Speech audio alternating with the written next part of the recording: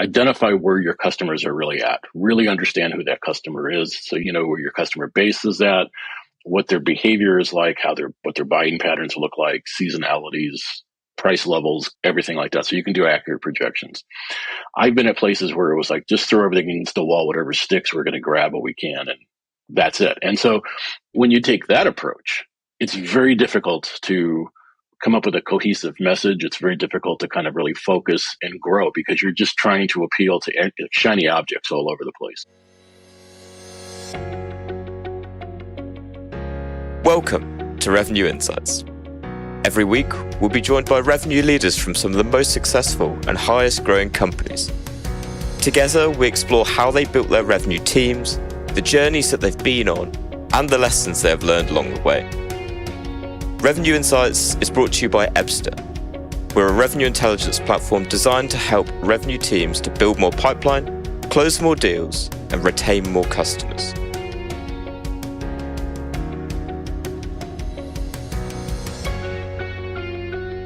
Hello there, and welcome to Revenue Insights. Today, my guest is Steve Hartert. He's the Chief Marketing Officer of Jotform and has led best-in-class brands to growing market share across tech, B2B and B2C for over the last 30 years. Steve, lovely to chat to you today. Oh, thank you very much. Nice to see you. Nice to be here. Awesome. Well, to anyone that's not heard of you before, perhaps listened to you on some of the other podcasts out there, can you tell us a little bit more about your story, a little more about your journey with Jotform and how you got to where you are today? Yeah, sure. No, I've been in the marketing business for almost 40 years now. I've seen an awful lot of changes. Just from a technology point of view, as well as just a consumer point of view and a product point of view. Have worked for very small startups to the point that I was like employee number 3 at startups, to also working for large corporations where we have 25,000 employees.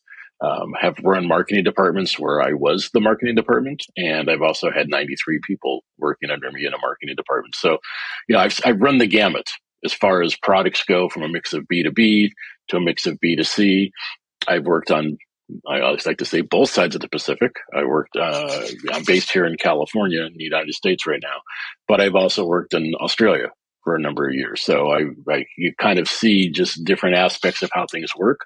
And it's been a really fun journey. I look back, sometimes I've talked to a lot of my friends that I've known for, going back to grade school, high school, college, and we kind of just talk in general about what we have seen over our careers. And there's some really interesting stories and some interesting things that you don't realize what you're going through at the moment. But when you look back at it, it's like, wow, this was pretty incredible at the moment. And I'm glad we were there to see it and witness it. It's the classic, you never really appreciate it until you look back on it kind of moment, right? And I'm really keen to dig into some of those stories and experiences across your career. So I know that you've been spending, is it the last 7-8 years at Jotform, really building things out there. It'd be great to get a bit of context around that journey and kind of where it was when you started to where you guys are today. Sure. I mean, yeah, when I started at Jotform, I've been here just slightly under 7 years now. And when I came here, they had never really had a formal marketing process. And part of the reason they wanted to bring me on board was to actually kind of put together a full marketing strategy to execute against and really to grow the company. The company has been bootstrapped since day one. We've never taken $1 of venture capital money or any kind of investment. So it's just whatever we can make in sales is what we work with. So we're kind of unique in that situation because you don't have the pressure of a venture capitalist investor coming at you saying, grow, grow, grow, grow, grow. We can grow at the pace we decide we want to grow at, which is kind of unique and actually kind of quite refreshing from a marketing point of view. But anyway, back to the original question. I mean, when I came on board here, the goal was to put together a full-blown marketing strategy, and that's what I did. We put it in place, and we started seeing results within 2 months. We started seeing the growth curve start to pick up, and as a result of that, you start bringing more people to the platform. You start bringing more attention to the platform and things like that. And our growth just really has not slowed down since. Now, by no means am I taking credit for all the growth because we have a tremendous amount of product engineers and computer engineers, programmers. The whole gamut of the team puts together a solid really compelling product that has resonated quite well with the world. And they really get all the props. They make the marketing job very easy when you have a product as solid as what we've got. And so, since that time, we have grown. I think when I came on board, I think we were around, I want to say about 3.5 million, maybe 4 million users. And now we're rapidly approaching 20 million. And it just keeps growing and growing and growing. We just don't see an end to our growth curve. It just, when we try to do projections, we just blow through them. And it's very unique, very fun to be in. And you talk about being in the moment. This is one of those moments where I stop and do appreciate it, because the journey of my career, I've seen all different sides of this equation, and to be on this side of it now is quite fun and quite rewarding at the same time. It's in my head when you kind of describe it, it's very much kind of that hockey stick graph, right? And very much so. In terms of improvement, and really keen to dig into that. I guess what I would refer to as like that almost, well, I was going to say predictable nature, but evidently it's even going beyond your kind of wildest expectations in terms of the growth. So you touched on a bit around the actual product itself and giving a lot of testament there. So what have been some of the learnings that perhaps you've taken in the past when maybe you've had a good product that you took into Jotform that was really vital actually to be able to get to that stage and be able to build on that product that you had available to you? Yeah, I think one of the big lessons that I brought in, and I was truly focused on when we came here, is identify where your customers are really at. Really understand who that customer is, so you know where your customer base is at, what their behavior is like, what their buying patterns look like, seasonalities, price levels, everything like that, so you can do accurate projections.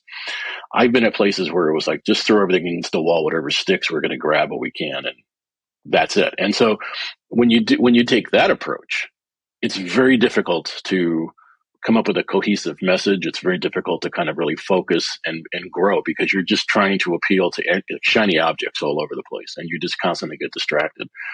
By focusing on 2, 3, maybe 4 customer niches, right? You say, okay, these are the industries that we are going to target, because this is who is using us now and using us. I would say the consumption is very high. So if they have a high consumption volume of your product, that tells you everything you need to know at that point. Study their behavior, study what they're doing, and then go after them. And that's what we did. So you end up making a marketing campaign for niche 1, for niche 2, for niche 3, and you start seeing the results start coming in. And you'll see other industry silos start to grow alongside of it, but there's always going to be like those 3 or 4 really key markets that you really want to pay attention to, and those become your bread and butter. It becomes like the old 80-20 rule, honestly. And if you focus on those and let everything else kind of grow and continue with it, you'll do fine. And those are some of the lessons that we brought here to Jotform, and we continue to use them to this day. And it's paid off handsomely for us.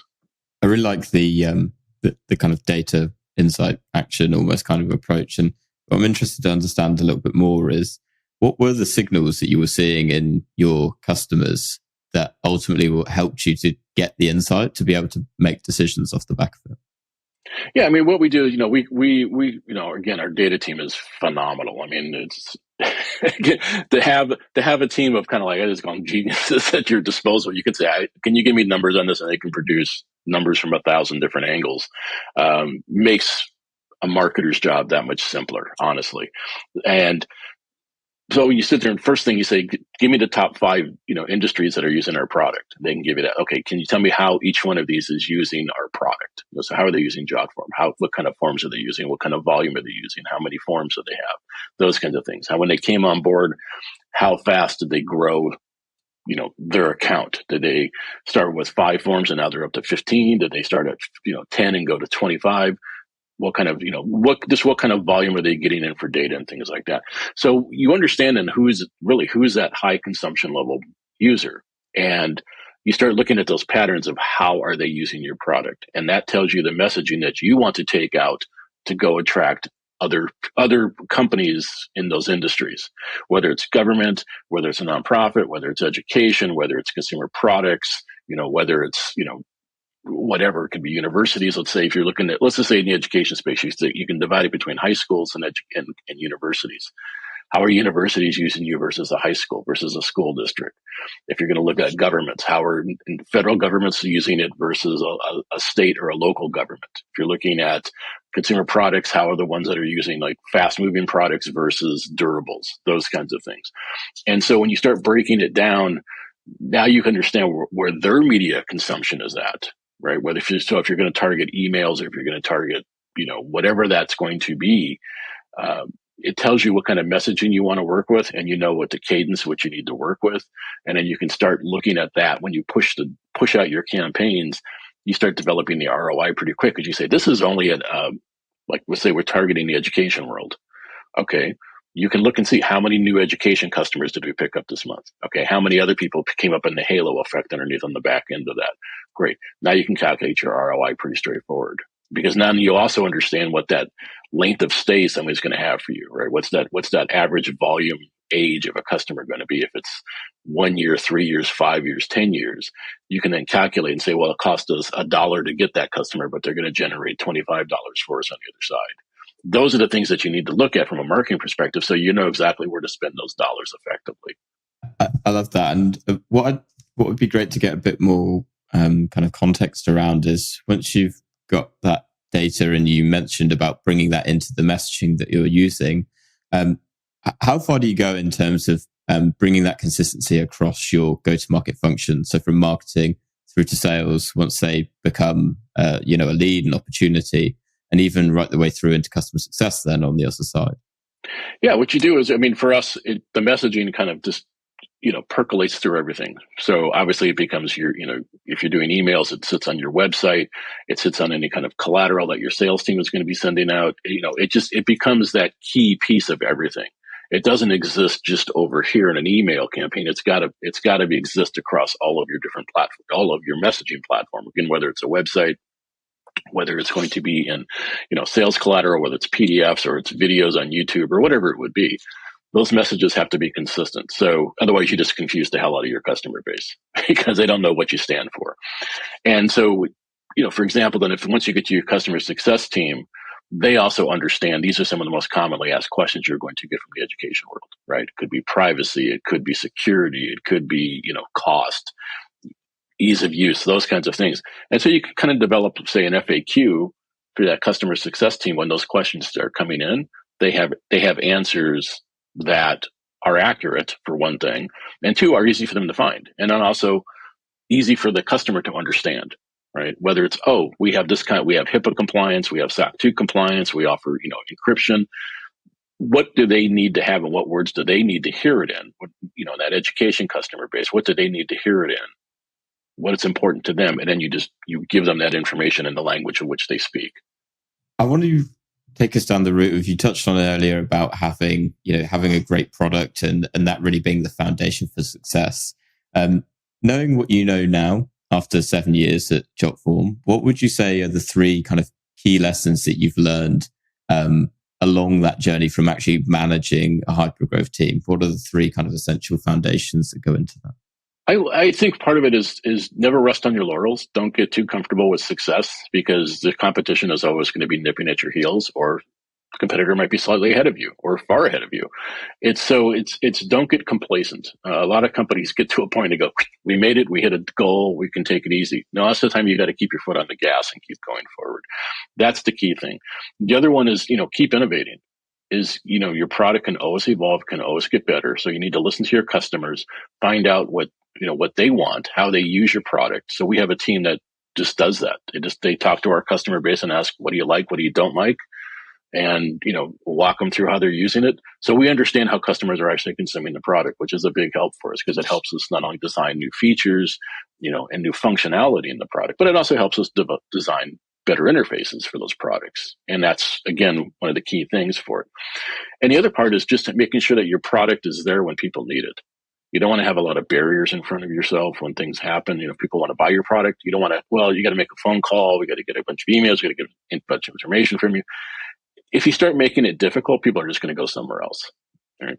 And so that's another part of it. The other one is also keep an eye on your competition. What are they doing? Are they mimicking you? Are they doing something better than you? What can we learn from them? What, whether it's good or bad, like don't make that mistake. You can see what they did and they tripped on something. And I'll give you an example. It's been about 4 or 5 years now since this happened. But one of the things I did when I came on board is I was analyzing just how we fit into the pricing structure against all of our different competitors. And our prices, us and about 5 other competitors, the prices kind of varied. What I think is interesting, after about 2 years into that study, so this is about 5 years ago now, all their prices started to come closer and closer. Now they're almost pretty much matching what Jotform does. Which you're very flattered that they think we got it right, or it's like, wow, these guys are just copying us left and right. So I mean, there's a little bit of both of that, but that tells you that your competitors are also watching you, and so there's this, I like to say mutual respect going on there, but you're always trying to improve. And you're always trying to, one up somebody a little bit, and that's the key to it. So by doing that, you make a solid product. And I think where this all borne out for Jotform in particular was when COVID hit. COVID, obviously radically changed the world. And when people suddenly became, the face-to-face interaction of fill out this form, do this, changed overnight. Businesses around the world were thrown into, they were just thrown into a loop. They were, well, what do we do? How do we, how do I save my business? I mean, I need to collect data. We're used to doing it. We had, they went on the online and said, I need an online registration form. I need an online permission slip form. I need a form that can do this. Well, Jotform had the product because our product had been built, continues to be built, had the features they wanted, and was easy to use.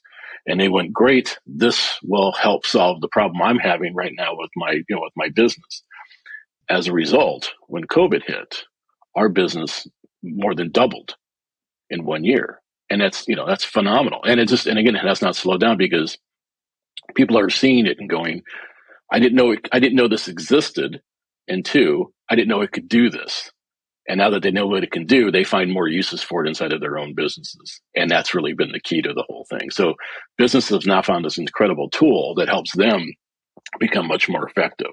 And so there's this whole thing about, I say being in the right place at the right time with the right product at the right price, typical marketing, right? The 4 Ps was illustrated perfectly at that moment.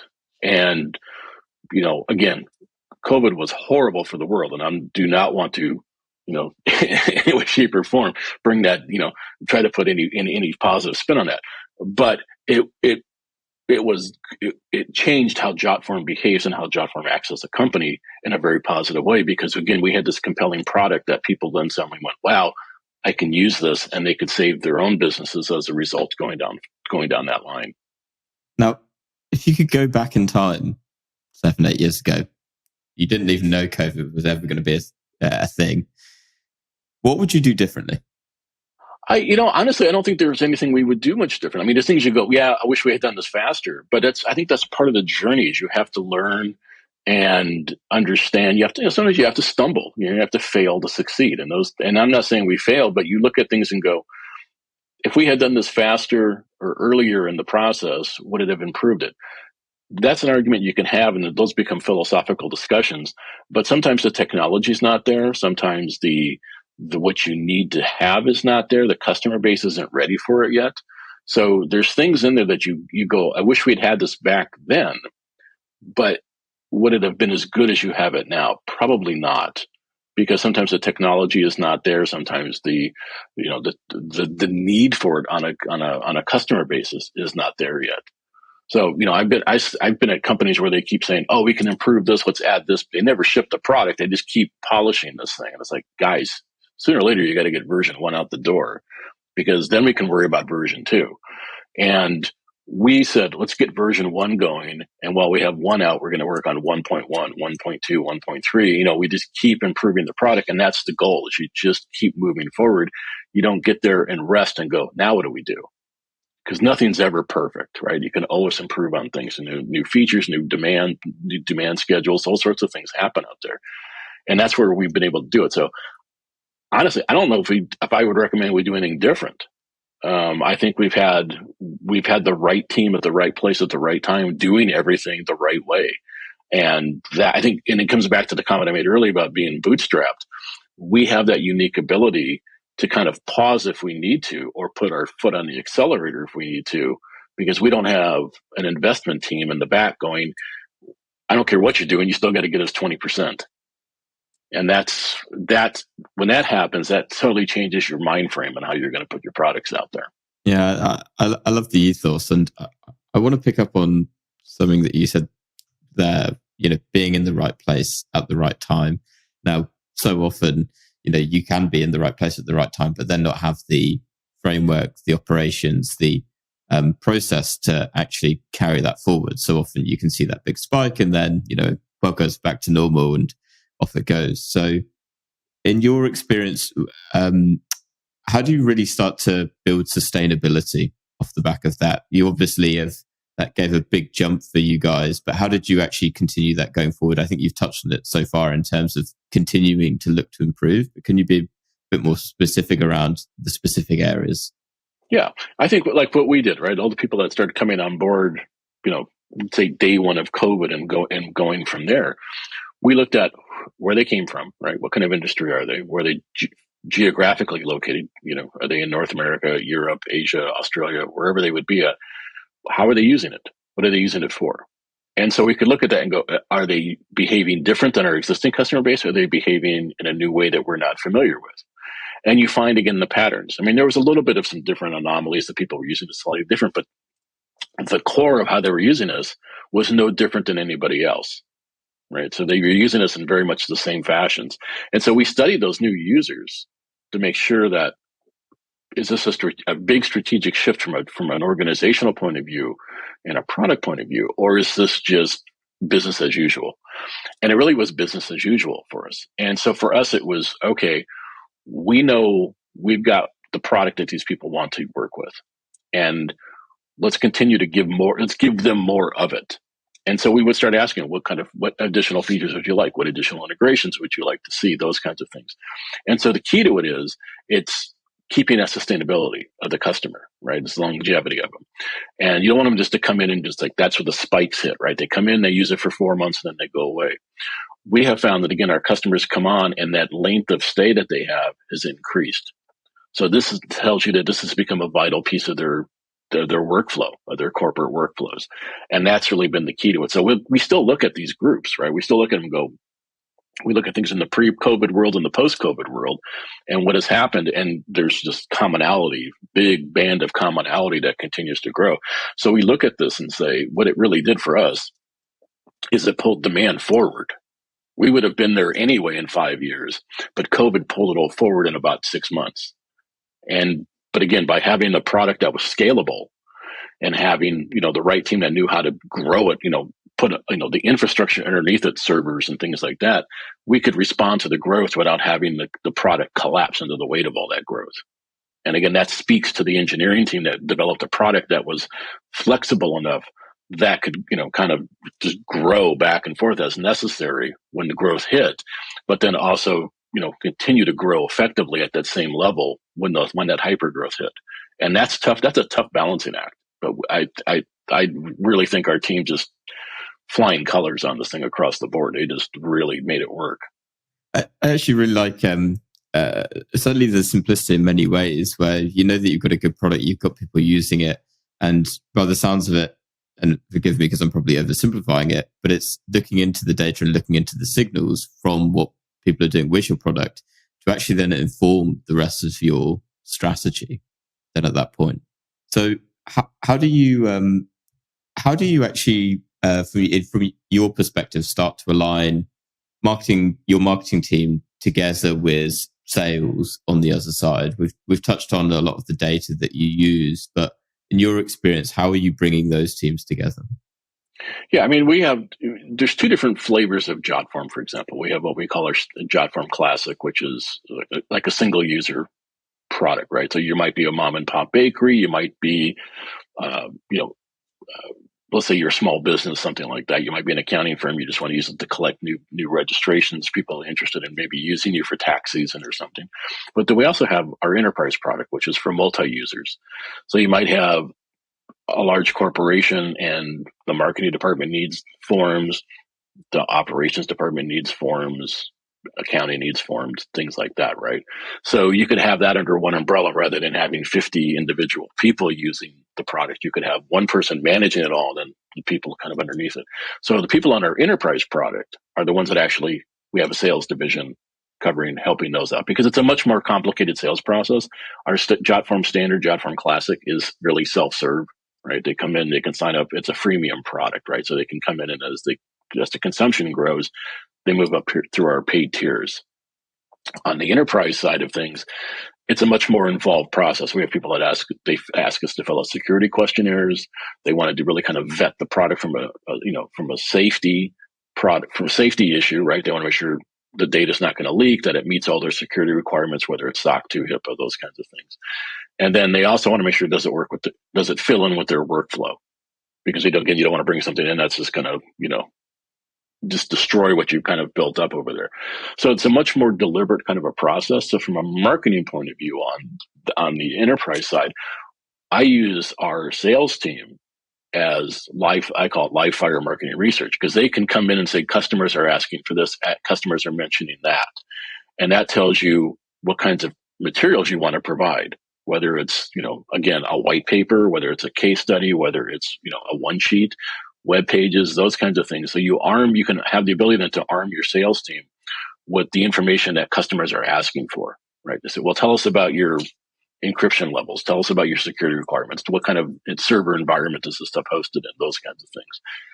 That becomes usually one of the first questions we're asked. Well, now we've got volumes of information we can provide people. And it's detailed technical. It doesn't just gloss over. It takes a deep dive from a technical point of view, because they're asking very technical questions. So that allows that customer then to take the dive down as deep as they need to go to get their question answered. And that's a big thing. So there's a lot more back and forth that has to happen in these things. Sometimes we have to do demo presentations, because again, you're appealing to a much different mindset of a customer. And it's much more deliberate. So the process, you want to say, in one respect, slows down, because they contact us, we in turn contact back to them, and then the sales process begins. And sometimes you get, a little bit into it, and they say, this isn't really what we're looking for. We're happy with our standard plan. We're good with that. Fine. We're happy with that. As long as you're still in the Jotform umbrella, the Jotform family of products, great. When you need us, we're here to move up to the enterprise level. And then sometimes they come back 6 months later, they say, yep, we're ready to go, and we're off to the races with them. Others just come in and they look at it and go, this is exactly what we need. How do we sign up? Let's get going. We sign them in a contract. They sign on. We get them all set up. We get their server set up, and they're off and going. And then we have dedicated support teams for them that they have questions or need assistance or anything like that. They're there to help. So there's a pre-sale and a post-sale that happens. And that post-sale sometimes is far more important than the pre-sale, because there's that ongoing relationship you're building, and they want to have that, confidence that your product's going to work for them. And if they're having issues with it, they want to have the confidence that you can help them out. And that's become a big thing. And again, those same bits of information are available to the post-sale support team, right? Tell us, my encryption's not working. Oh, you don't have, this is what you need to work with. Or it has to work this way. You can't, you've got to go to the right. It can't go to the left, kind of a simplicity on those things. So there's that kind of stuff that happens. But by talking to your sales team, you understand what the customer needs and wants are. You hear the words that they're using, the phraseology that they're using, and then you can take that back and put that into your marketing message. And that becomes a key piece, because now you're speaking their language, and that's what they want to hear. They want, if they're speaking to you from a pure security point of view, you don't really start talking to them about, oh, it can do this and it can do this. You want to start talking security, because that's what they want to know about. And if they feel comfortable with that, then they'll ask you additional questions, but we have those answers also for them at the same time. That process you mentioned there of being able to weave that what the customer is saying back into your messaging, is that a kind of in-person process, i.e. you're literally hearing that feedback come via your teams, or is that an automated process in terms of the systems that you have where, for example, you're able to see that information in your CRM or your marketing platform or whatever? A little bit of both. We see it in our CRM, because they'll ask us questions like when they fill out, basically a customer contact form. Everybody else in the world would call it a lead form. We'll ask, do you have any questions? And they will, I'm looking for something that can do this, or I'm curious about your security levels. So we can see it that way. And not everybody fills that out, but we do get probably half the people will fill that out, so we can get you get a good foundation of when we start first talking to them, we know how to start the conversation. Those that don't have it, then we can come back, and then our sales team then will kind of report back and say, this is what they're looking for. They're looking for these kinds of bits of information and things like that. So a little bit of a live conversation, a little bit of just hard research comes in on that front there. But again, you have to kind of constantly do it, because then what it tells us is what is a customer that's, say, in Europe versus a customer that's in Australia, are their needs any different, and on what level, right? And so for like a lot of them, they say one of the first things they need is data residency. That's a security issue. They want to make sure that their data is stored in Australia or the UK or someplace in the EU or Canada, North America, wherever it would be. They want to have that security, and so they ask us that question sometimes first. And when we say, "Yep, we can do that," then it opens up a whole bunch of other questions, and they'll say, "Okay, tell us about what kind of protections you have, where what are you using, those kinds of things," and then we can start answering more and more of those questions. And so you take that very high level, and then you take a dive down into it. Then, and the high level is basically, where's my data stored at? And then from there, we're off to the races. I love that. Penultimate question. I'm more of a curious one. What is a challenge that you're really passionate about right now that you're actually still trying to overcome? Honestly, it's managing the growth. We're still in such a hyper growth area. It's trying to stay ahead of the curve a little bit. That's the challenge, is having enough people on board to do the job, do everything you need to do to manage it all. Try to keep your sanity along the way if you can, and don't lose your sense of humor. That's another big thing. I think that's a lot of people forget about.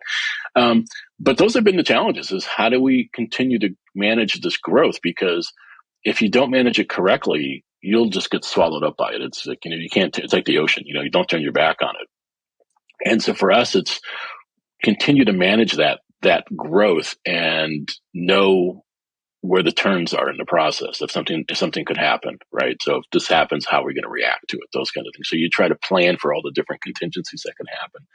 But it's not like, oh my God, we're losing business. How do we recover it? It's more, we keep getting more and more and more business. What are we going to do when it gets to a certain point? How many more servers do we need? How many more people do we need? How many more engineers do we need to help program and maintain bug squashing? How many more people do we need from a customer support side of the equation? Those kinds of things. So, if X amount of customers come in, it means we need, Y number of people to handle that kind of influx. And so for us, it's been that dance as we keep climbing up that ladder. Does operations play quite a key role in how you're doing that? Or does it expand beyond? No, it's absolutely. Operations is a big piece of this thing. Everybody plays a big part in this. It's not isolated to just one department, because what happens in one place impacts another, right? So if we keep getting growth, it impacts, engineering, because they need to make sure we have all the types of pieces in place over there. From an operational point of view, do we have enough people to work with the billing information, right? Do we have enough people to hand for staffing, for hiring people, from customer support side of it? So there's two sides of it all. It's again, and none of these exist on their own. I'll say they're like gears. They all have to turn together to make this whole machine work. And again, hats off to the team. That team makes it work. It's awesome. I mean, every year we get together, we call it Jotformers Week. We all kind of get together because we're all basically dispersed around the globe, but we'll all get together for 1 week. And it's kind of amazing to see, first, people you just normally just see on a Zoom or something like that. You see them in person, which is always wonderful to see. And you get to have conversations with people. But then you also can just meet other people at departments that you just would not come across. Like, I can go talk to an engineer and say, hey, I'm Steve over on the marketing side and the enterprise side. Great to meet you. I've seen your name. You guys are doing good things. Or just people you just have email exchanges with, and you've never seen the face. So it's great to have those conversations and kind of build bridges to talk to people and establish those kind of professional relationships, which is great. And they end up becoming friendships, which is like the icing on the cake for it.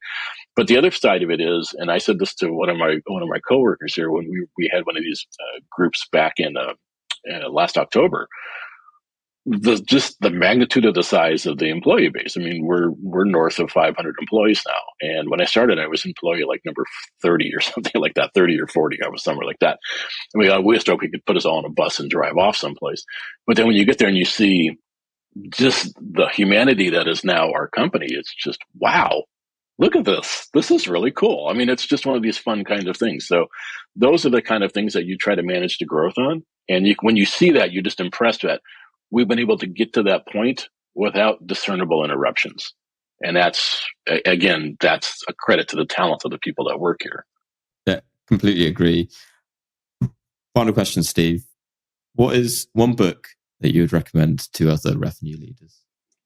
You know, I come back to this book a lot. It's one of these books that has stuck with me. It's probably, I don't know how many years old it is, but it's Walter Isaacson's biography of Steve Jobs. So you look at one part of it, it's just you see how Jobs grew up and what his influences were, and you see that. But there's parts of it where he's talking about the growth of Apple, the growth of Next, Pixar, when he returned to Apple, what they did, especially the return to Apple. There's two pieces in there that are really important, I think, for me, is what the Pixar management and the return to Apple, how they grew things. There's a lot of great business lessons to be learned there from product development. And it's fascinating to read it because you see where focus becomes the main driver. And those are the pieces that a lot of companies fall flat on. And this comes back to the shiny objects that people get distracted by. By keeping things focused on key parts of your business, that's where you can succeed. The minute you start getting distracted by something that is trendy, or just, hey, somebody's got an idea, but they have a big mouth about the idea, and then everybody thinks we got to, Bill is the guy that was, we got to listen to Bill, whatever is, whoever it would be. Those things happen. And there's a story in there that he talks about. And I have a friend of mine that happened to be in the room when this happened. They took a whole bunch. When Jobs came back, they went down to a little city south of San Francisco called Monterey. They went down there and they had a retreat with a bunch of product managers and some executives and things like that, about 100 people or so. And Jobs got out a whiteboard. And he said, okay, what do we need to do this year? What do you guys think we need to do? And they had like hundreds of items on there, probably about 200 things. He said, people said, we should do this, do this, do this. And Jobs said, okay, pick 4 of them because that's all we can do. And so you start looking at it and go, well, we don't have to do these. These are nice to haves, but not gotta haves. And then you probably get rid of 3/4 of the list at that point. Now you start making some tough decisions. Do we really need this? Which ones are going to bring us the most revenue? Where are we going to focus the company on? And they start just keep cutting them out. And you get, there's discussion going back and forth. There's debate going back and forth. But pretty soon the focus comes into what is going to be the core of this business. What are going to be our 4 main, pieces that we're going to drive this company back.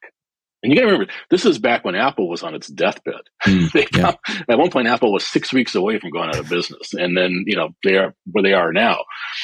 But, this friend of mine, and he wasn't breaking any confidences, told me, this is what was going on in that room. And he says, but it was fascinating because then people got on board with the message. People got on board with the process. They understood what the mission was then. And it was very, very clear of what that mission was going to be. And so it wasn't like an edict that was passed down from on high. This was a team that worked together to focus on what those 4 things were going to be. And that's a very tough trick to pull off. That's very difficult to get, that kind of an organization, because you've got a lot of competing opinions, you've got a lot of competing egos, but people were able to consensus and say, this is what we need to do. But that gave the team marching orders really for the next 5 years. And, we could all look at the results of that. What happened? They became focused, they became charged, and they went ahead and did things. And I took a little bit of that. And again, I'm not taking any credit, like 1/10 of 100% maybe. And when I came to Jotform, I was like, let's find those 4 core markets that we have, or our 5 core markets, and let's go charge at those. And that again, it's focused. That's really what it comes back down to, is focus. And so that this Jobs bio talks a lot about focus. Whether it was at Pixar, the thing would do, I always chuckled because they would say, well, we want to do this in a movie. What should we do? He goes, let's make it great. Well, that's a pretty tall order, right? People looking for better information. Give me some guidance. Let's make it great. But that also opens up your imagination of what you can do then, because now you, as a creative type, you think about different environments of how to do things, right? And so that's kind of where those pieces, I think those are big lessons to learn that a lot of companies just don't have it, because they're looking, how do we get, I don't have to make the customers happy, I got to make my investors happy. I got to make my shareholders happy. That's who they think their customer is. But trust me, if you can make your customers that are buying your product happy, the VCs and everybody else will be happy. They'll be happier, actually, because they'll see more money coming in. That is a wonderful way to wrap up this conversation. Steve, it's been great to have you on. I would like to know if are you active on socials? Are you on LinkedIn? If you are, where can our audience find you? Best place to find me is on LinkedIn. I mean, I'm on other socials, but I just don't have the time to play around another social. But I'm on LinkedIn. By all means, people can send me friend requests or LinkedIn requests. I don't know what we call them on LinkedIn anymore. Be more than happy to answer questions people have or anything like that. Love the interaction with people. I love seeing what other people are doing. I read a ton of content on LinkedIn at night. It's kind of what helps me unwind at the end of the day during my commute and whatnot, because there's a lot of really good things that people are doing out there, and it's an awesome working learning opportunity from all that. Fantastic. We'll put a link down to your LinkedIn down in the show notes so everyone can find you. Steve, thank you so much. It's been an absolute pleasure chatting to you today, and to everyone that's listened to this episode, thanks so much. We'll see you next week. Okay. Thank you very much.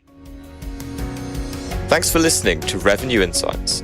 If you want to learn more, subscribe to our newsletter and we'll deliver every episode straight to your inbox. If you have any questions, feel free to connect with us on LinkedIn. Our links will be in the episode notes. See you next week.